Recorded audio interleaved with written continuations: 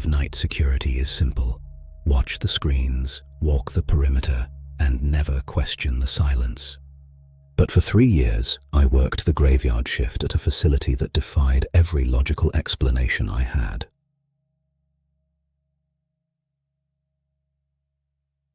I am a man who values fundamentals. I trust my training, I trust my eyes, and I trust evidence over hype.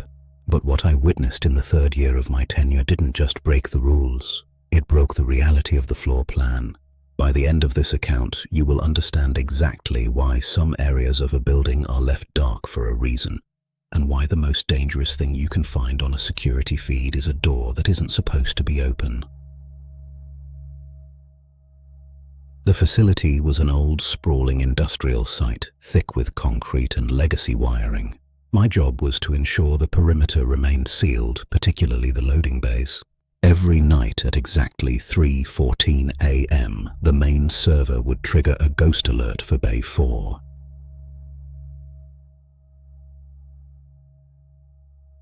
I ignored it for weeks, blaming faulty sensors or the building settling. But that's when I noticed the pattern on the recording that made no sense.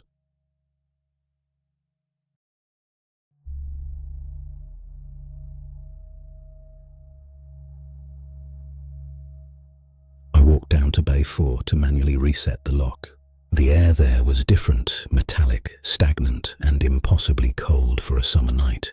I checked the seals, the hinges, the locks, everything was secure. Yet, as I turned to leave, I heard a sound that turned my blood to ice. It wasn't the building settling.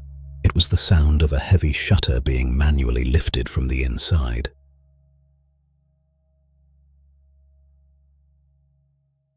Here's what we know so far. The exterior was sealed, the alarm system showed no breach, and I was the only person with authorized access to that sector. But when I reviewed the footage from that night, the screen didn't show an intruder.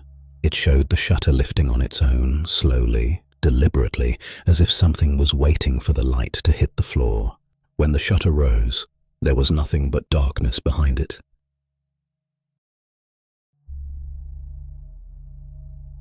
I stood there, paralyzed, watching the monitor in the security office.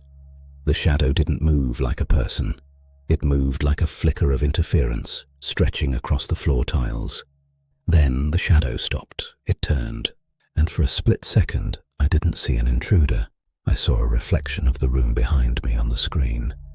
Even though the camera was pointed at the loading bay, I was looking at myself, standing in the office, while something else was looking at the camera from the bay.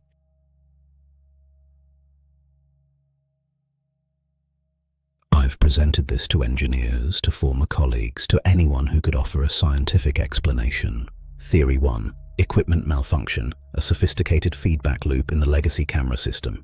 Theory 2. Psychological stress, the isolation of the night shift, causing a localized hallucination triggered by infrasound. Theory 3. The architectural anomaly that the location was built over something that disrupts the flow of time within those walls. The practical reality?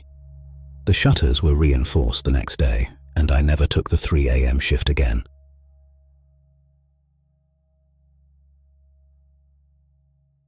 The truth is, some spaces in this world don't belong to us. We build our businesses and our lives over foundations we don't fully understand, and sometimes the perimeter fails. I still wonder about that 3:14 a.m. alert. If it was a system glitch, why did the cold air follow me home for weeks after I quit?